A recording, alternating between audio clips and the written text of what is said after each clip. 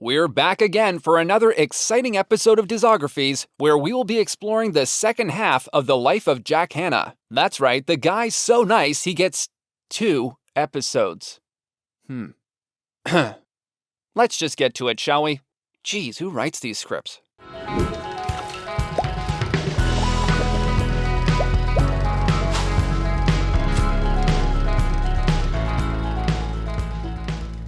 Before we start, don't forget to check out our Discord, our coffee page, and like, subscribe, comment, hit the bell, all the things. It really helps us out.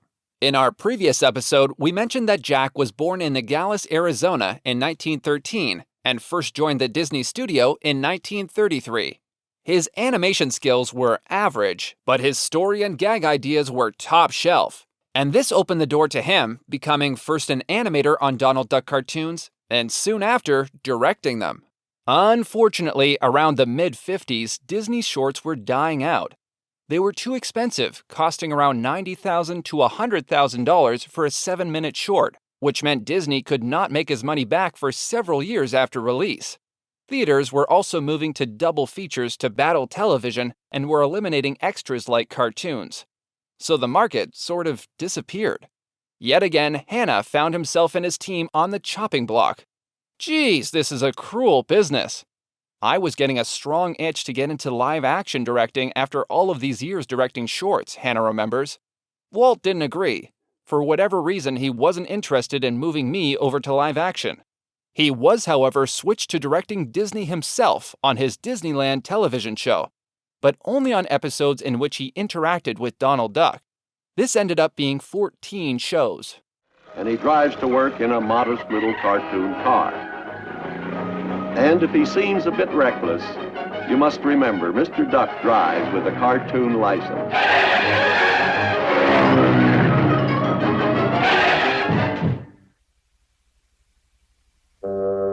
Oh, yeah?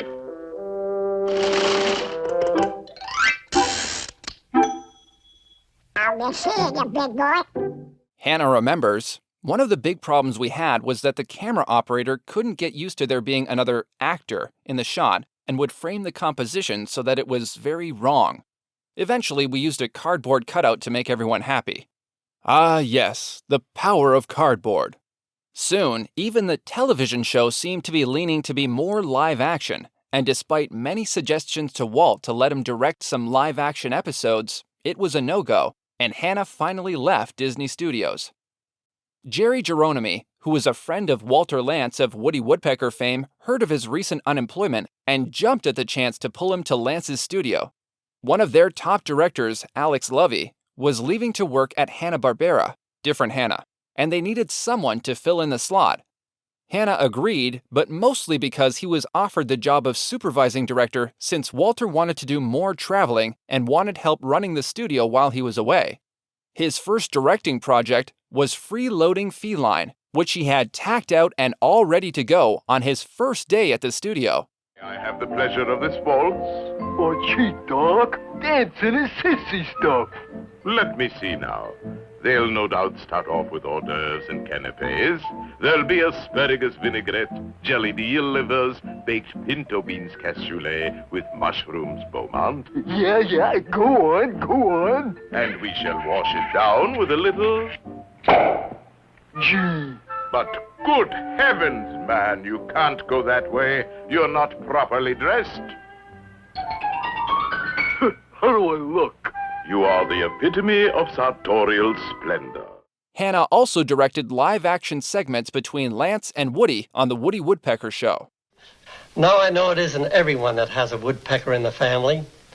So I imagine you'd all like to know how life began for our backwoods Barrymore. Oh, boss, not that again. What I'm about to tell you is actually a true story. At the time it happened, I had a cottage in Sherwood Forest, which is just a short distance from Hollywood. Jack remembers in Jim Corky's book From Donald Duck's Daddy to Disney Legend. This may surprise you, but Woody reminded me a lot of Donald Duck. Very close personalities. I worked so much with Donald, I felt right at home with Woody. Woody had a short temper too, and would goad somebody into trouble. Most of the time, the duck was paid back, especially if the nephews were involved. Donald never got away with things. With Woody, it was different. Woody got away with things. Hanna directed the first cartoon that Gabby Gator premiered in, Southern Fried Hospitality. He also introduced a couple of chimpanzees named Sam and Simeon, who were supposed to feel like the dynamic between Chip and Dale, one smart and the other goofy. He also developed a TV series called The Berry Family. The Berry Family, starring Charlie Berry, Bessie Berry, and Junior. Well, all right. That sounds reasonable. $15 a square foot, and you can start tomorrow. Goodbye. Bessie, what are you buying for $15 a foot? Sheets of gold? Charlie, you know we need a room added to the house. I need a place to sew. Oh, no, you don't. Oh, yes, I do. I'm not gonna pay some boob $15 a foot to build a room to sew in. You can sew up on the roof. Unfortunately, although Hanna felt much appreciated at Lance's studio, he didn't feel as challenged as he did at the Disney studio. After 3 years, Hanna left Lance to work on his landscape paintings, which had been receiving some recognition and getting into some galleries. That sounds just so peaceful, honestly. After Lance, Hanna got a call from 2 friends who had been Disney storymen, who were working with Bob Clampett on his new TV series Beanie and Cecil. Hanna joined them and began developing a pilot called Hercules, about a little genius white rabbit. This is a tale beyond compare of Old Man Rabbit and his son and heir. And Old Man Rabbit was named Ben Hare, and Ben Hare's heir was Hercules' heir.